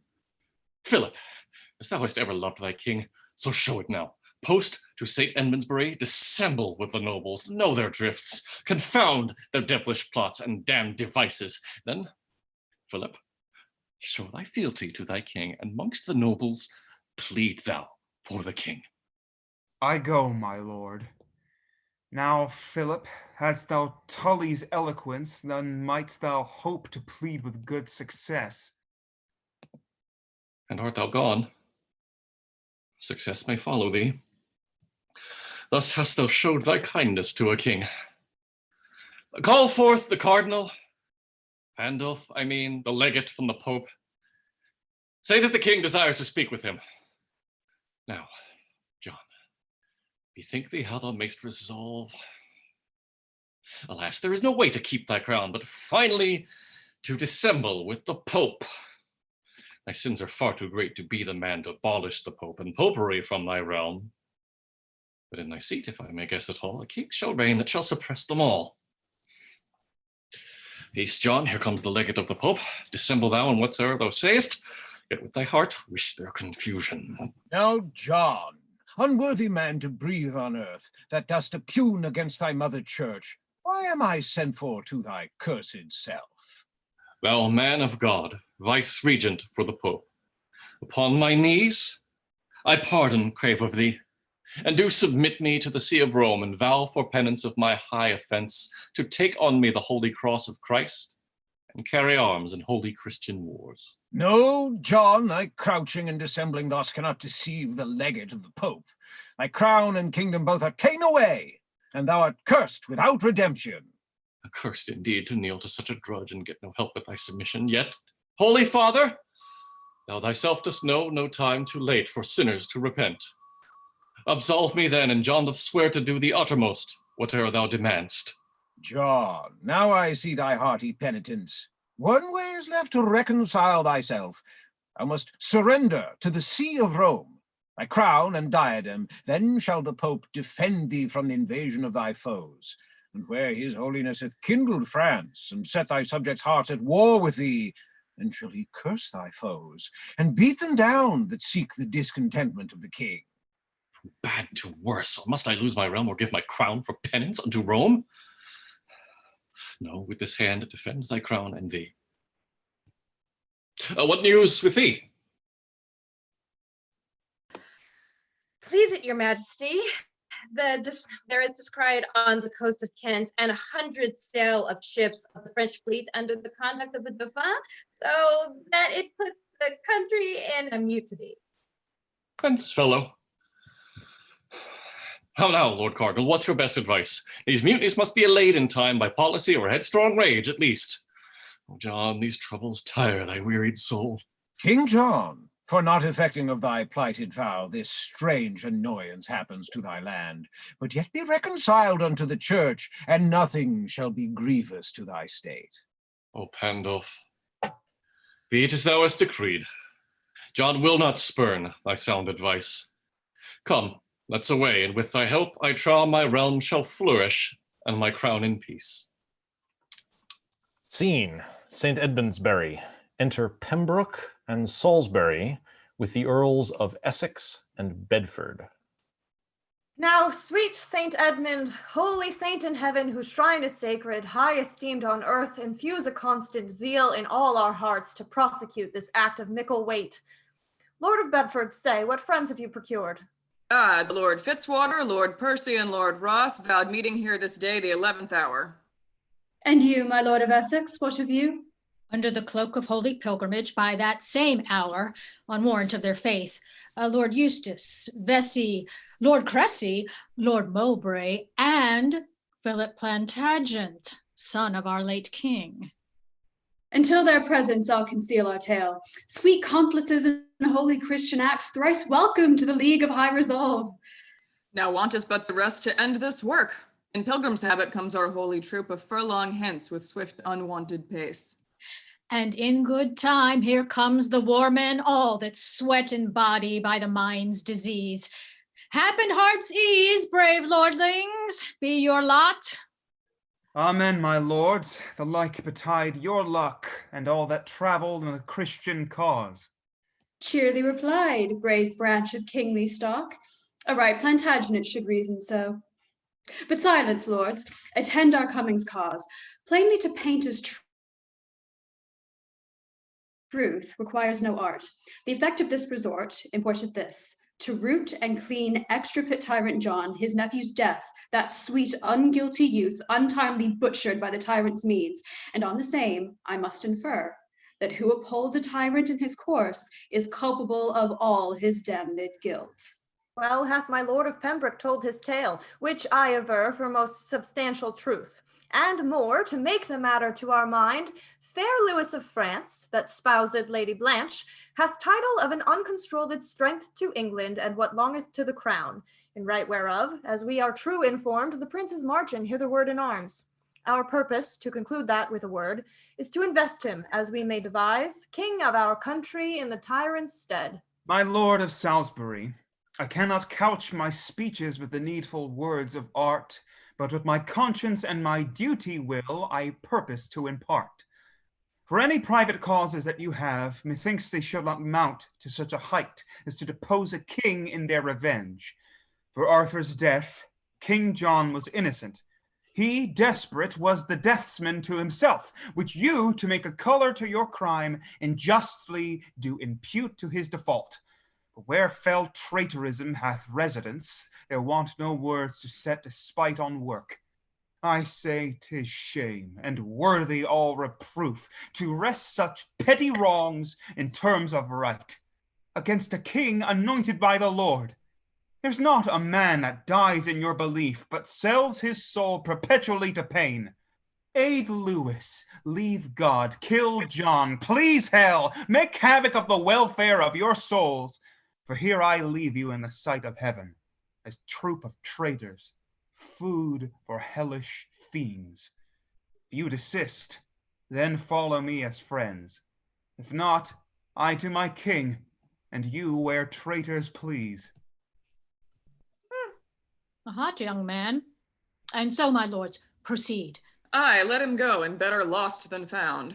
What say you, lords? Will all the rest proceed?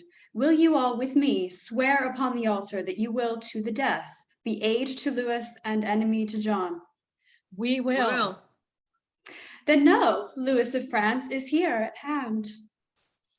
Fair lords of England, Lewis salutes you all as friends and firm well-wishers of his weal, at whose request from plenty-flowing France he is in person come at your commands to undertake and gratify withal the fullness of your favors proffered him.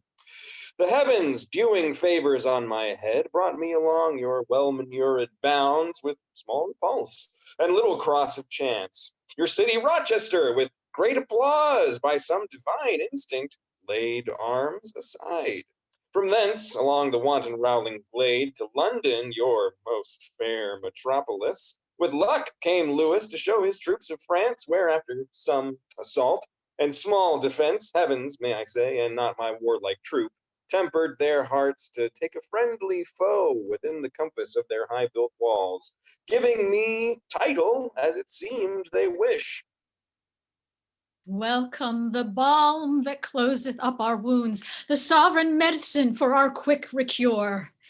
The anchor of our hope, the only prop without the which, as sheep without their herd, except a shepherd winking at the wolf, we stray, we pine, we run to thousand harms. No marvel then, though with unwonted joy we welcome him that beateth woes away. Thanks to you all of this religious league, a holy knot of Catholic consent. My good well-wishers, give us leave a while to use some orisons ourselves apart to all the holy company of heaven, that they will smile upon our purposes. We leave your highness to your good intent. Shall I trust these traitors to their state? These perjured miscreants that infringe their oaths and play the rebels against their native king, will for as little cause revolt from me if ever opportunity incite themselves. Well, yet still I'll smooth with them a while. And when their use to me is all run dry, I'll hang them for the guerdon of their help. There's not an English traitor of them all. John once dispatched, and I, fair England's king, shall on his shoulders bear his head one day. But I will crop it for their guilt's desert. A smile of France will feed an English fool. Bear them in hand as friends, for so they be, but in the heart like traitors as they are. Scene: John's palace. Enter King John and Cardinal Pandulph. Thus, John, thou art absolved from all thy sins and freed from order by our father's curse. Receive thy crown again with this proviso, that thou remain true liegeman to the Pope and carry arms in right of Holy Rome. I hold the same as tenant to the Pope, and thank your holiness for your kindness shown. Your Majesty, the Prince Dauphin of France with all the revolted nobles of your land are marching hitherward in good array. Fear not, King John, thy kingdom is the Pope's, and they shall know his holiness hath power to beat them soon from whence he hath to do. Pandulph, as gave his holiness in charge, so hath the Dauphin mustered up his troops and won the greatest part of all this land. Lewis of France, victorious conqueror, thy forwardness to fight for Holy Rome shall be remunerated to the full. But know, my lord, King John is now absolved. The Pope is pleased, the land is blessed again. It resteth then that thou withdraw thy powers and quietly return to France again. But all's not done that Lewis came to do. Why, Pandulph, hath King Philip sent his son and been at such excessive charge in wars to be dismissed with words? King John shall know England is mine, and he usurps my right. Lewis, I charge thee and thy accomplices upon the pain of Pandulph's holy curse that thou withdraw thy powers to France again. It can be naught but usurpation in thee, the Pope, and all the Church of Rome, thus to insult on kings of Christendom. What title had the Prince Dauphin of France to England and the crown of Albion, but such a title as the Pope confirmed? For shame, ye peers of England! Suffer not yourselves, your honours, and your land to fall, but with resolved thoughts beat back the French. Philip, not so. Lord Lewis is our king, and we will follow him unto the death. Then in the name of Innocent the Pope, I curse the prince and all that take his part, and excommunicate the rebel peers as traitors to the king and to the Pope. Pandulph, our swords shall bless ourselves again. Prepare thee, John. Lords, follow me, your king. Accursed John, the devil owes thee shame. Resisting Rome or yielding to the Pope, all's one. The devil take the Pope, the peers, and France. Shame be my share for yielding to the priest. Comfort thyself, King John. The cardinal goes upon his curse to make them leave their arms. Comfort, my lord, and curse the cardinal. Betake yourself to arms. My troops are pressed. The English archers have their quivers full to answer Lewis with a lusty shock. Philip, I know not how to answer thee, but let us hence to answer Lewis's pride.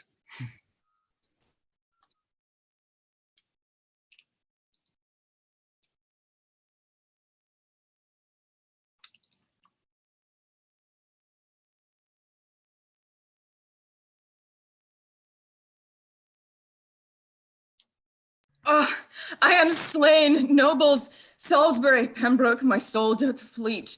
World's vanities, farewell. What have we done? Fie, lords, what frenzy moved our hearts to yield unto the pride of France? If we persever, we are sure to die. If we desist, small hope of life again.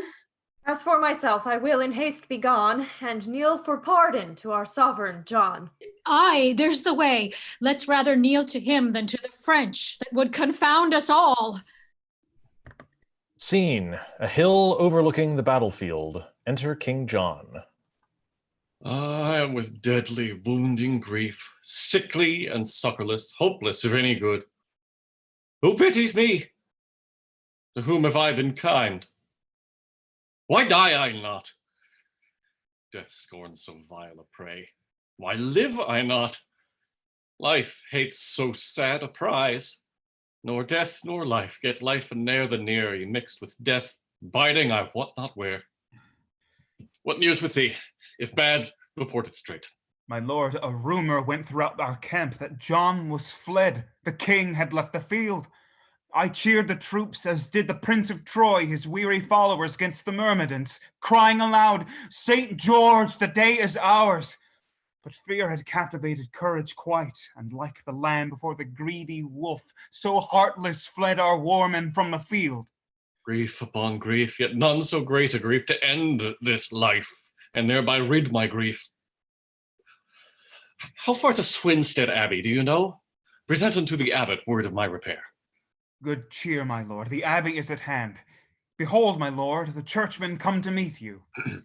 All health and happiness to our sovereign lord the king. No health nor happiness hath John at all. The king, thou seest, is weak and very faint. What victual hast thou to refresh his grace? Good store, my lord, of that you need not fear. Please it your highness to retire within. Is this the man that doth contemn the Pope? Is this the man that robbed the holy church, and yet will fly unto a friary? Accursed be Swinstead Abbey, abbot, friars, monks, nuns, and clerk, and all that dwells with therein, if wicked John escape alive away. Now if that thou be canonized for a saint, be thou the man to set the country free, and murder him that seeks to murder thee. Why are you not within to cheer the king? He now begins to mend and will to meet. What if I say to strangle him in his sleep? I'll set a dungeon dagger at his heart, and with a mallet knock him on the head. Alas, what means this monk, to murder me? I'll poison him, and then it shall ne'er be known, and then I shall be chiefest of my house. Then I'll away, for why the monk is mad, and in his madness he will murder me. My lord, I cry your lordship mercy. I saw you not. I murder you. God shield me from such a thought. But if you please, I will impart a thing that shall be beneficial to us all. Say on. You know, my lord, the king is in our house. True. You know likewise the king abhors a friar. True. And he that loves not a friar is our enemy. Thou sayest true. Then the king is our enemy. True. Why then should we not kill our enemy, and the king, being our enemy, Why then should we not kill the king? Oh, blessed monk, I see God moves thy mind to free this land from tyrant slavery. But who dare venture for to do this deed? Who dare? Why, I, my lord, dare to do the deed. I'll free my country and the church from foes, and merit heaven by killing of a king. Simon, kneel down, and if thou art resolved, I will absolve thee here from all thy sins, for why the deed is meritorious. Forward and fear not, man, for every month our friars shall sing a mass for Simon's soul. God and St. Francis prosper my attempt. For now, my lord, I go about my work. Come on, Lord Abbot, shall we sit together? Pleaseth your grace, sit down. Take your places, sirs, no pomp and penury. All beggars and friends. My lord, I am loath to allude so much to the proverb, honors change manners. A king is a king, though fortune do her worst, and we as dutiful in despite of her frown. Come, no more ado. What cheer, Lord Abbot? Methinks you frown like an host that knows his guest hath no money to pay the reckoning. No, my liege, if I frown at all, it is for I fear this cheer too homely to entertain so mighty a guest as your majesty. I think rather, my lord abbot, you remember my last being here when I went in progress for pouches. Not so, my lord. You and the meanest follower of his majesty are heartily welcome to me. Wassail, my liege, and as a poor monk may say, welcome to Swinstead. Begin, monk, and report how hereafter thou wast taster to a king. As much health to your highness as to my own heart.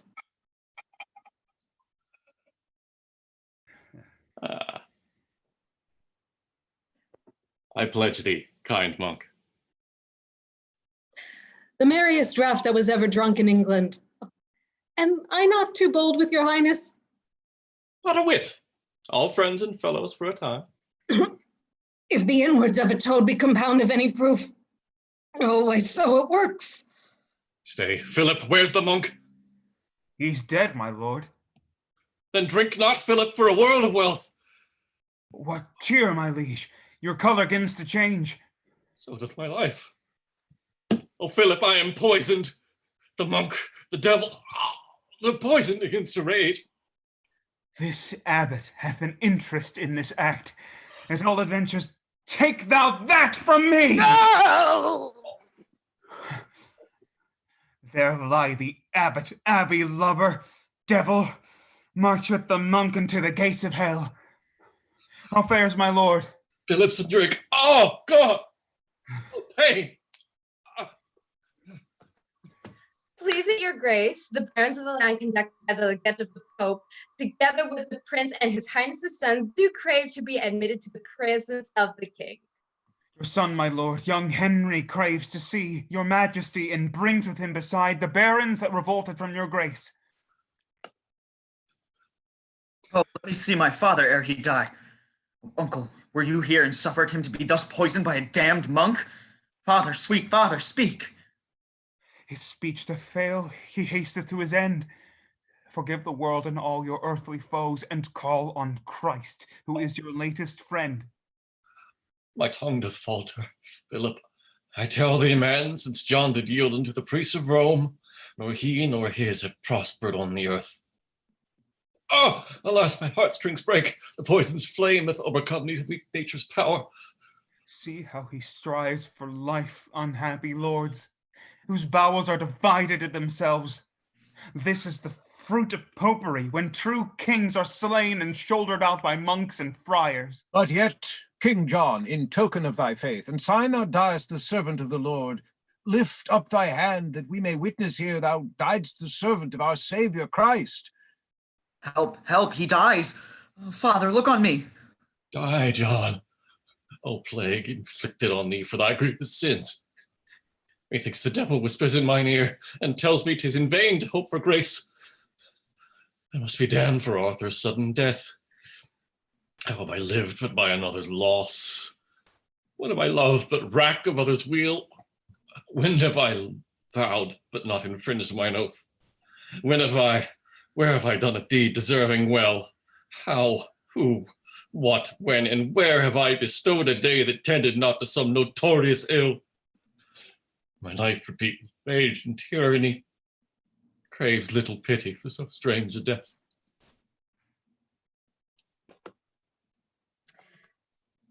My lords, the Dauphin maketh hitherward the ensigns of defiance in the wind, and all of our army standeth at a gaze, expecting what their leaders will command. In spite of Louis and the power of France, who hitherward are marching in all haste, we crown young Henry in his father's stead. Let's arm ourselves in young King Henry's right, and beat the power of France to sea again. Philip, not so, but I will to the prince and bring him face to parley with you. Lord Salisbury, yourself shall march with me, so shall we bring these troubles to an end. Sweet uncle, if thou love thy sovereign, let not a stone of Swinstead Abbey stand, but pull the house about the friars' ears, for thy have killed my father and my king. Scene: London. Enter Prince Henry, now King Henry III, Louis the Dauphin, Cardinal Pandolph, and Philip the Bastard, with Salisbury, Pembroke, and Essex.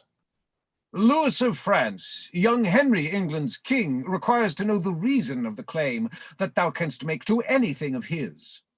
King John that did offend is dead and gone, and Henry, heir apparent to the crown, is now succeeded in his father's throne.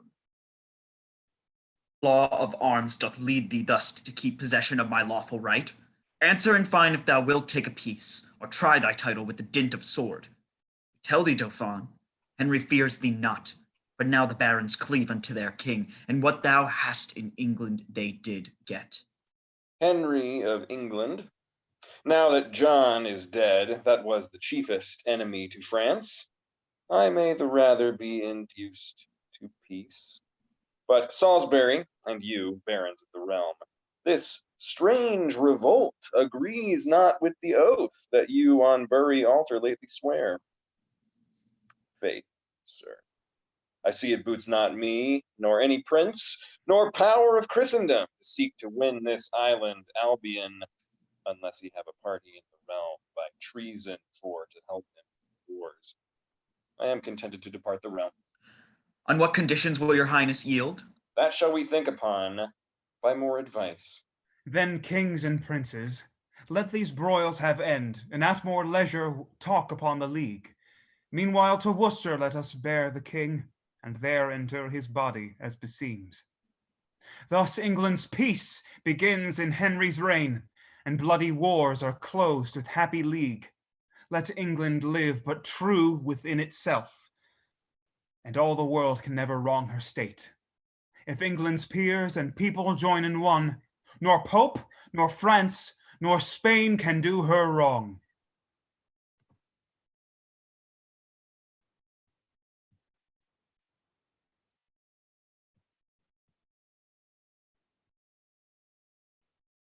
All right. Thank you so much for joining us. That was The Troublesome Reign of King John by George Peele.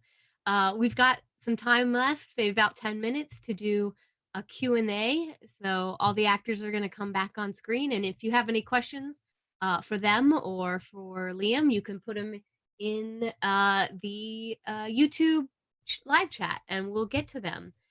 We did have one question already come in, which I'm going to throw out to anybody. The question was about whether any of you had observations on comparing Peele's language and verse with Shakespeare, since many of you have done many Shakespeare plays as well. So if anyone has thoughts on that, feel free to throw them out. I'll take a crack at that because I've actually done Shakespeare's King John as well, playing King Philip of France. And first of all, in this particular play, the verse is a lot more, well, I find it a lot less poetic, interestingly enough. Shakespeare, a lot of the things in Shakespeare's King John, like Liam was saying earlier, really are quite beautiful and something of a sleeper hit amongst people who know it. And this one, although I really enjoyed it, the words do have a tendency to kind of boom and thud across the page. Yeah, I don't think Shakespeare would really go for, well, there's one moment in particular when King John is dying. He basically gives a who, how, where, what, why, when, how. It's like, I don't think Shakespeare would really do that. I mean, he's done a lot more foolish things, but to list it like that, I don't think he'd be as obvious as that. I mean, I don't think the authorial intent was for it to read comedic, but it kind of does to our ears. A lot of his text does. Yeah, similarly comedic. I think Zach, as you said, Shakespeare's is more poetic, but at the same time, Peele's is much rhymier. He's much more willing to lapse into some rhymes and keep them going for a while. Yeah, booming and thudding. I like that. That's a good way of describing it. I mean, does anyone want to speak on behalf of Peele at all? I didn't say that was a bad thing, the way that I described it. I think that's our assumption that would be a bad thing. There was some great alliteration happening there, I have to say.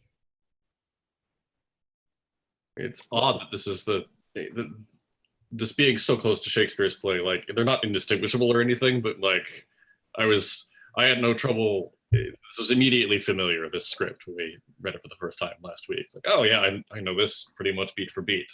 I've read this before, I've seen this before. It's odd that this is Shakespeare's most unpopular one, and yet is like, I wouldn't say it's his most unpopular of the history plays, but it's mimicry of Peele's style, or at least Peele's structure, is closer than anything else. I don't know. It feels like a comfortable shape, the play, and maybe that's just familiarity speaking.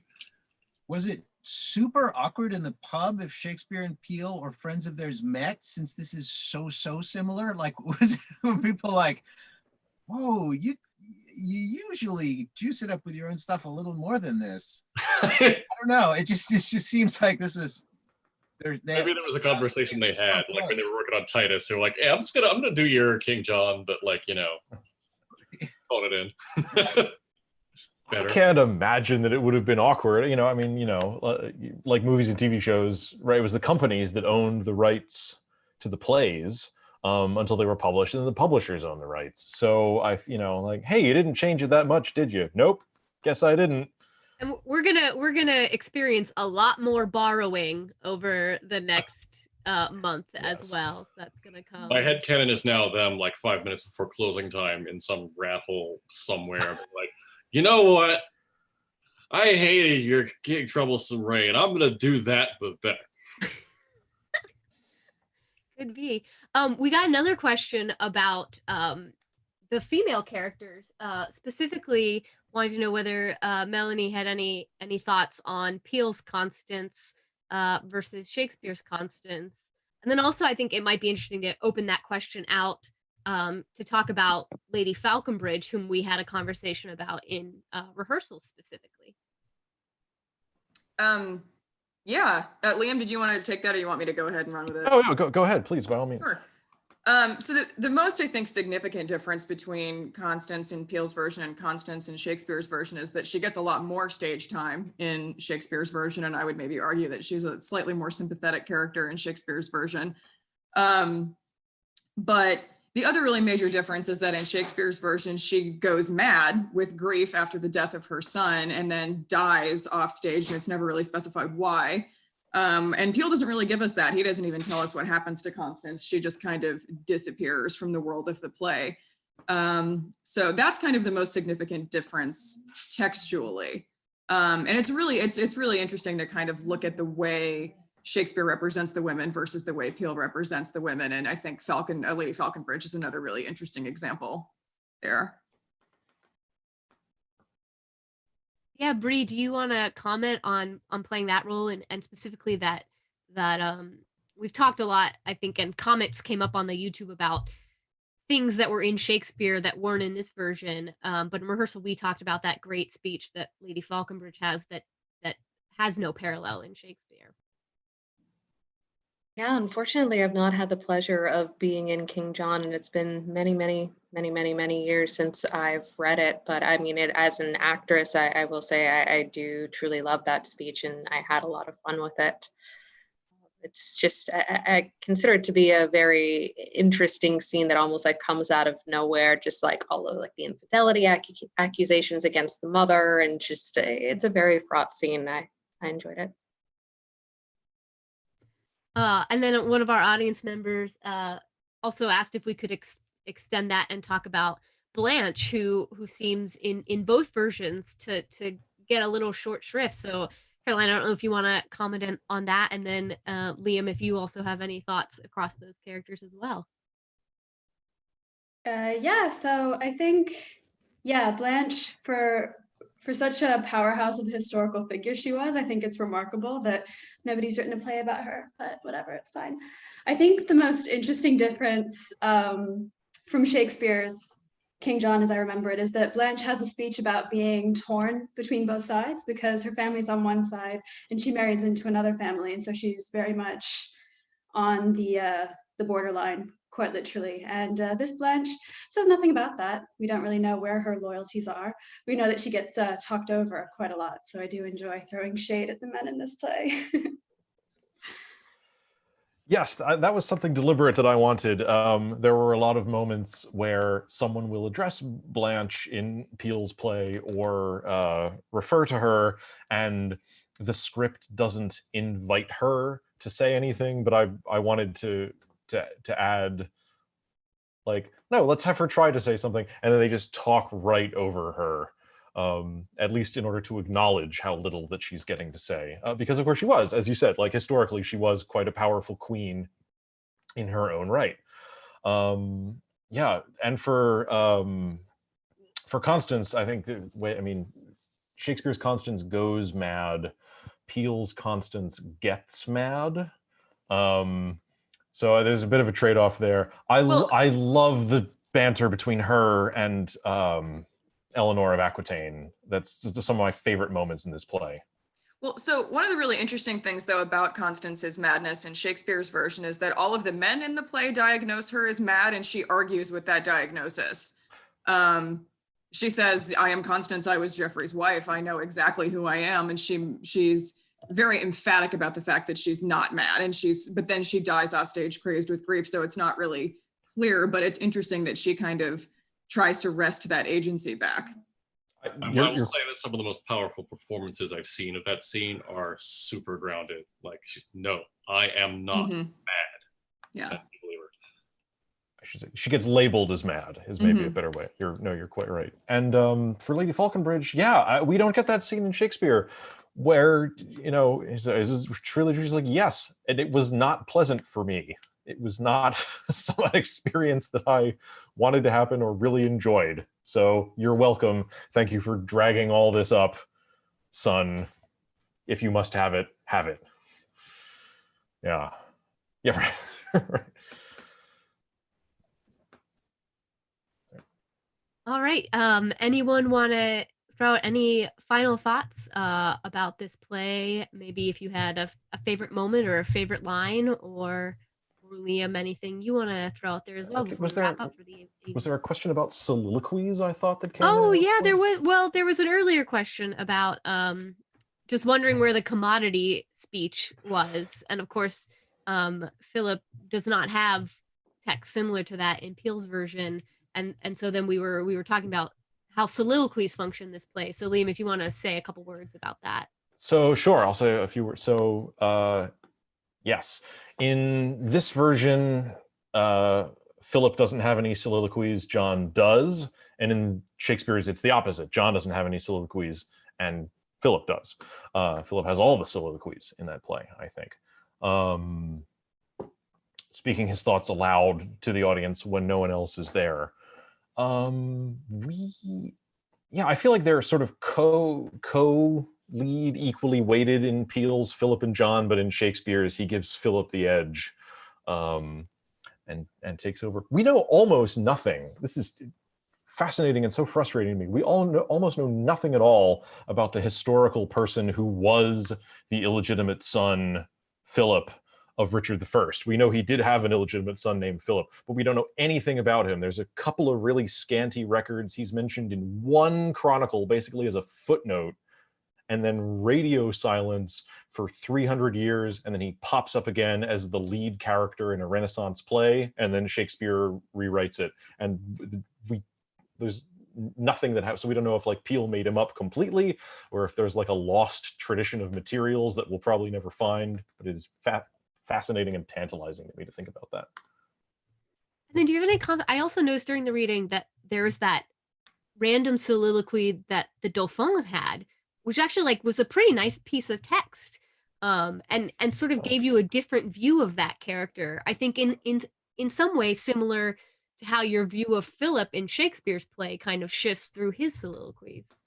Funny you should say that, because as you all know, having watched it, this play was in about 90 minutes, and in performance it would be about 2.5 hours. So that scene originally was a very, very lengthy dialogue between the Dauphin and 2 or 3 of his lords. And for the purposes of time, I opted to make that into a soliloquy. I thought that would give that a little bit more propulsion as I was cutting this down to a more reasonable length for a Monday evening.